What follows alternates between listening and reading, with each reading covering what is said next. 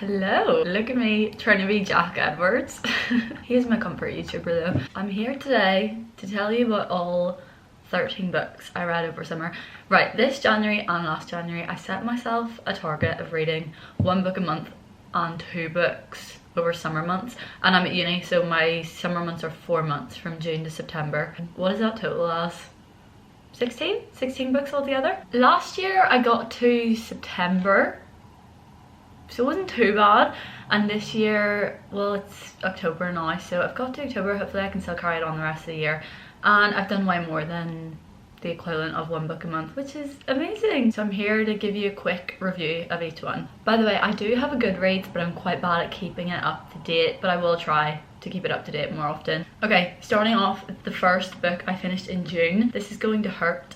It's a great book. It is written by a guy who was a doctor, went through like medicine school and everything, and worked for the NHS, and it's kind of like he's just taken his journal from when he worked for the NHS and made it into a book. Obviously he's changed like names and stuff for privacy reasons, but it gives you a bit of an insight into the NHS. It makes you appreciate it so much. Also just like an insight into a doctor's day-to-day, because I feel like something like that, when you don't do medicine, you don't have a doctor in your family, you're like, what do they do? So it was really interesting, and it was also just really funny, really sad. Like essentially every emotion you can think of, this book was that, because you jump from like a funny story with like a dementia patient to a really sad story about someone losing a child. Like it just had everything under the sun that you can think of, and it was an incredible read. If you find you don't have like the best attention span, this is a really good book because of the way it's written. It's just like little short stories, so yeah, highly recommend. Next up I read The 7 Husbands of Evelyn Hugo by Taylor Jenkins Reid when I was in India doing my yoga teacher training. This was incredible. I think I finished it in 2 or 3 days. I literally couldn't put it down the whole time I was in yoga school, and it was a bit of an issue because I was like, I have a lot of other things to be doing right now. It follows a reporter, journalist, whatever you want to call her, interviewing the celebrity Evelyn Hugo, and she's kind of like going through her life and her 7 husbands, and there's a bit of a twist at the end. It's a good book. I really like the way it was written. I like everything I've read of Taylor Jenkins Reid so far, I've really enjoyed it. Okay, next up, I read a lot in June. I read 6 books in June. See, that's because it was when I was in India and all I was doing was going to bed and reading every night. So next up was Verity by Colleen Hoover. This was the first Colleen Hoover book that I read, and it got me severely hooked on her. Verity is about a author who gets into an accident and she can't finish her like famous series of books, so her and her husband hire like a ghost writer to finish the series for them. It's all about like this new writer coming to their house, looking through all of the previous writer's office and all of her like journals and everything, and all the things she discovers. It's a bit creepy, and it's kind of, the ending is really good because it's left in one of those ones where you kind of have to guess yourself what happened. Like it's very split 50-50. Some people think this happened, some people think this happened, which I didn't think I liked in a book. I think sometimes I like a definite end, but I actually really like this. It's a bit creepy, a bit scary, but also follows a bit of a romance, but like in a weird way. I'm not really much of a lover of like traditional romance books.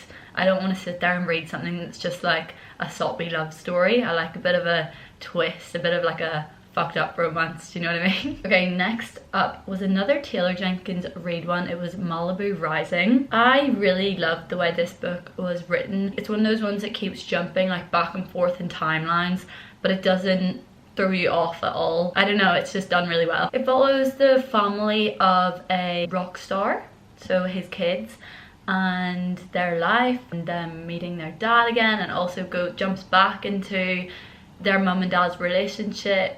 I don't really know what else to say. Yeah, I really enjoyed this book. I gave this 4 stars. I just realized I haven't been giving all the other ones stars. I'll include them on the screen. Actually, I'll just tell you them what they are now. This is Going to Hurt. I give 4 stars, but maybe 4.5.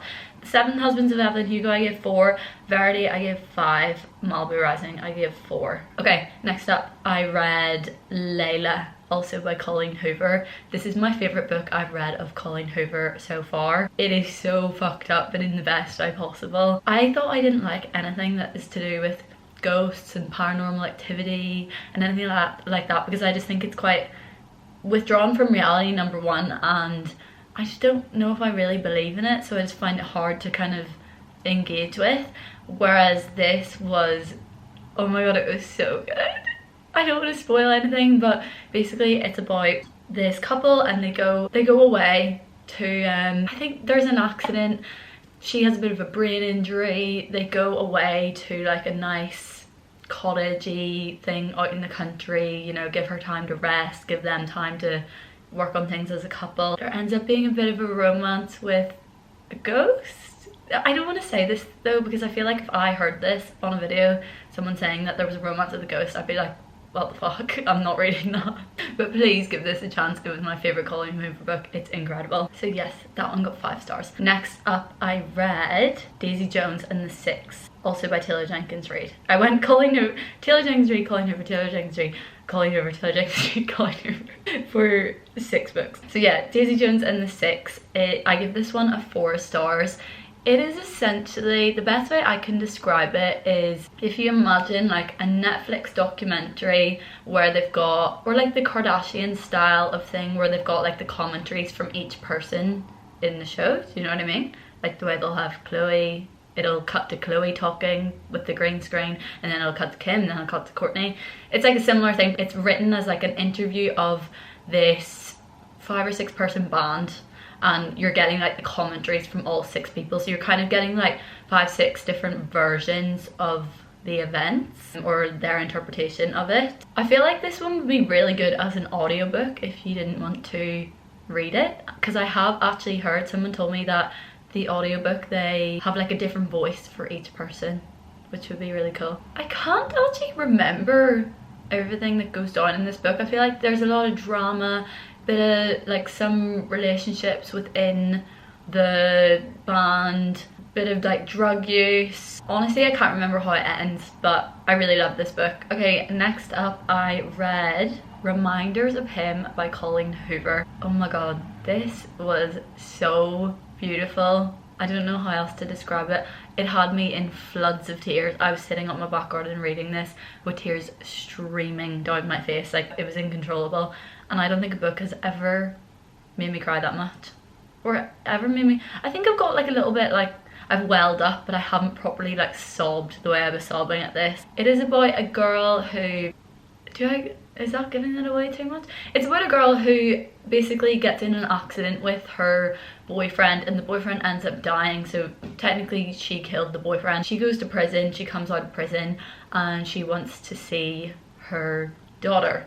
So she moves back to the town, but her ex-boyfriend's, well, her dead boyfriend's parents have custody over her daughter, so she wants to try and like get her way in there, but she doesn't really know how to go about it. She ends up meeting like her ex-boyfriend's best friend. She's too scared to kind of say who she is, all this. Yeah, an incredible book with the happiest but saddest ending, and she always like writes letters to her dead boyfriend. It's a bit fucked up, but it's good. Okay, next on the list I read Girls Will Be Girls by Emer O'Toole.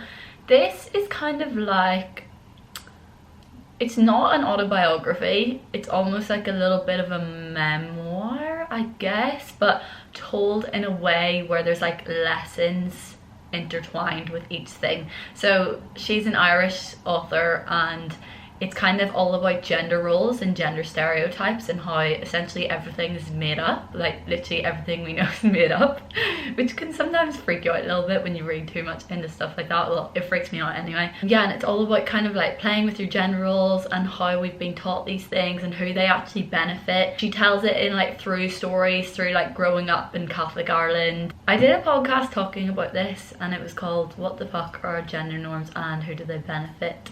If you want to listen to that first and maybe get an idea of if you think you would enjoy this book. I really enjoyed it, but it like makes you hate the world a little bit for a while. Like after I read it, I was like, okay, I'm not reading non-fiction for a while after that, because my head was just a little bit all over the place. But it's definitely one of those reads where you like, once you've read it, you're like, first of all, I can't believe I haven't been taught this stuff, and second of all, I'm so annoyed it's taken me until now to read this book. But then third of all, you're like, I can't unlearn this, you know, like in a good and a bad way. I gave it 5 stars because I genuinely think it was like one of the most eye-opening things I've ever read. I would highly recommend everyone go read it. It really just makes you start to question why you do certain things and why you feel pressure as a woman to, I don't know, just all these different things. It's just crazy. Yeah, just go read it. Oh, I've actually missed one out because I didn't fully finish it, so it's not in my finished list, but I started the 4 Agreements when I was in India in June. It's like a little small 100-page book, and it's just like about 4 agreements you should make to yourself for mental clarity and inner peace and that kind of thing. It's a good book. I just feel like I don't know if I need to read 100 pages on the 4 agreements, or if just I don't know, it's just reading the 4 agreements themselves enough. But then I say that, but then the first chapter was actually kind of interesting, so I do need to finish that. It's not that I don't want to finish it, it's just that, I don't know, for some reason I haven't picked it up again. I'm not dying to get back to it, but I will finish it. It's not a write-off. The next book I read after Girls Will Be Girls was Regretting You by Colleen Hoover. This is my least favourite of Colleen Hoover books that I have read. It's about a family, so a husband, wife and their daughter, and then the sister of the wife, so the daughter's auntie and her boyfriend, and it's about them. Oh, and their son actually. So it's about this family. The auntie and the dad, so like the husband of the girl and the sister of the girl, are in a car crash together, and then they basically uncover, they're like, well, why were they with each other in the first place? I thought she was at work. Blah blah blah. Ends up they're having an affair. Yeah, I don't know, I didn't really vibe with this one, to be honest. It was good. I did not want to finish it, but it didn't have me grit. It wasn't like the other Colleen Hoover books where I was like, oh, do you know what I mean? It was just a bit, once you find out about the affair, I'm not giving anything away by the way by telling you it was an affair, you find that out within like the first chapter, but once you find that out, it's just a bit like the same shit over and over again. Do you know what I mean? I don't know, I just thought it was a bit boring after that. Okay, next book did I say what star did I give that? I gave Regretting You 3 stars. To be honest, looking back on it, I could probably go lower than that. I feel like I'm quite generous sometimes with my stars. Okay, next one I read was Everything I Know About Love by Dolly Alderton. I love this book. This, again, kind of like Girls Will Be Girls, is a little bit of a memoir. It's basically going through every single encounter or romance, or not every hookup, but you know, just everything with men throughout her life from the age of whatever, 14 until her now in her 30s. And it's just kind of going through the trials and tribulations of dating and romance in your 20s. It's really funny. It's about friendships, relationships, seeing like your friends at different stages in their life. You know, on one part you're in a flat share and don't have your shit together, like working a job you don't necessarily want to be in, but then you've got friends that are married and having kids, and it's kind of just all about that like weird stage in your life, I guess, and coming to terms with it. I don't know, it's just like very relatable and it's funny, and yeah, it's good. I really like this. It's actually not what I expected from this book at all. I didn't know it was a memoir when I started reading it. I thought it was a novel, but yeah, it's great. Oh, I gave Everything I Know About Love 4 stars. Next book I read on holiday, and that was Magpie by Elizabeth Day. I've actually only given this a 3 stars. Now, Magpie started off really strong and I thought I was gonna absolutely love it, and I did absolutely love it for the first while, but I thought the ending was a little bit underwhelming. It's like, you know, when you're in primary school, you have to do like creative writing, is that what you call it? When you write a story in English and you tell like the most ridiculous story, and then at the end you're just like, and then she woke up and it was all a dream, and you're just like, okay. I feel like that's the kind of vibe of the ending of this. So it basically starts off and it's telling the story in the eyes of, from the perspective of a girl called Marissa and her boyfriend, and then moving into this new house, and then them taking on a lodger because they needed a little bit of a helping hand with rent. Then it ends up in an affair with the lodger, blah blah blah, and then it just switches perspective completely to be told in the eyes of the lodger, and you start hearing this completely different story of her and her husband's relationship, and them trying for a baby, them getting a surrogate who, you know, 1 + 1 = 2 might be the other person. So you start to kind of piece it together and you're like, wait a second, there's two completely different realities going on here, and you don't know what to believe. So you're like, okay, either someone's going crazy and their version of events is completely different to how it is, or I don't know, you're just like, I don't know what's really going on here. And then you find out and you're just like, nah, that's a bit underwhelming. It was still a good read. I didn't want to stop it in the middle of it or anything like that. It just wasn't my favourite. I give it a 3 stars. Last one, which is what I'm currently reading, is called The Panic Years by Nell Frizzle, I think her name is. This I thought was going to be incredible. Something came up for this on TikTok where someone was like, everyone in their 20s needs to read this. And I thought, okay, this sounds like a bit of me. And then I started reading it and I was like, I don't know about this. The best way I can describe it is very similar vibes to Everything I Know About Love by Dolly Alderton, but not good. Like the same idea in terms of talking about, you know, love in your 20s and stuff, but just like I didn't like this version. I don't like the way this one's told. Basically it's from her perspective of always thinking about kids and always thinking about motherhood, and that always being in like the forefront of your mind no matter who you're with, and kind of just like the jealousy of other people having kids. And I just don't relate to any of it, I don't think. Maybe if you are that kind of person, like if what I just said sounds like you, then maybe you would really enjoy reading this, but it's just not me. I don't really think about that. I'm not a very maternal person. I don't think about having kids, and I'm not always looking for my partner to, like, I don't know, that's just not in my head. So maybe because that's not in my head, I'm just like, I don't relate to this at all. I said I would read till I got halfway through, and if I still wasn't enjoying it, I was going to stop. And last night I got to 50% of the way through, so I think I'm going to leave it there, to be honest, because it's really just not doing anything for me. I just think if you want to pick between that and Everything I Know About Love, I'd say go for Everything I Know About Love any day. What would I give The Panic Years? Probably, like, honestly, like a 1 star. I really am just not enjoying it. I don't know what I'm gonna read next. I have a lot on my to-read list, but I always try and wait for them to go on sale on Kindle because I hate paying full price for them. I either get my books on World of Books, you can get them secondhand for pretty good prices a lot of the time, like between £2 and £4, or I get them on my Kindle. My sister got my Kindle for me for my birthday in May, and since I started reading on my Kindle, it's really hard to not read on my Kindle because it's just so easy. It's just made reading really easy, really convenient.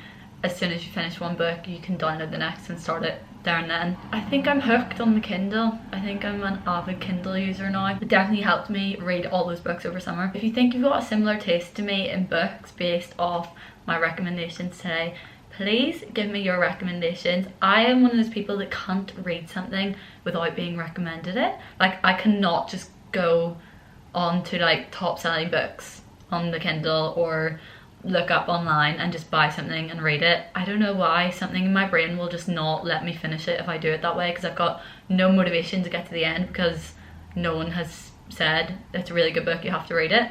So yeah, I have to read books based off of recommendations. So please, if you have any recommendations, let me know. And if you want to keep up to date with what I'm reading, I always give like short little reviews on my Instagram story. I have a highlight called books there if you want to see that, or just follow me in Goodreads. But to be honest, I think my Instagram highlight's probably better because I'm really bad when it comes to Goodreads. Oh my god, I completely forgot I downloaded this actually. I was just looking on my Kindle to see what I've got next, and I downloaded How to Kill Your Family, which I'm really excited to read. And I also downloaded George Orwell 1984, bit of a classic, never read it. One time I put up a story on my Instagram asking what classics you would recommend after I read To Kill a Mockingbird, because I was like, wait, I've literally not read any classics. Yeah, put that up in my story, and so many of you guys said George Orwell 1984. So yeah, those are the next two on my list. That is every book I read this summer. I hope you enjoyed my quick time reviews, and I hope you have an amazing day. Bye!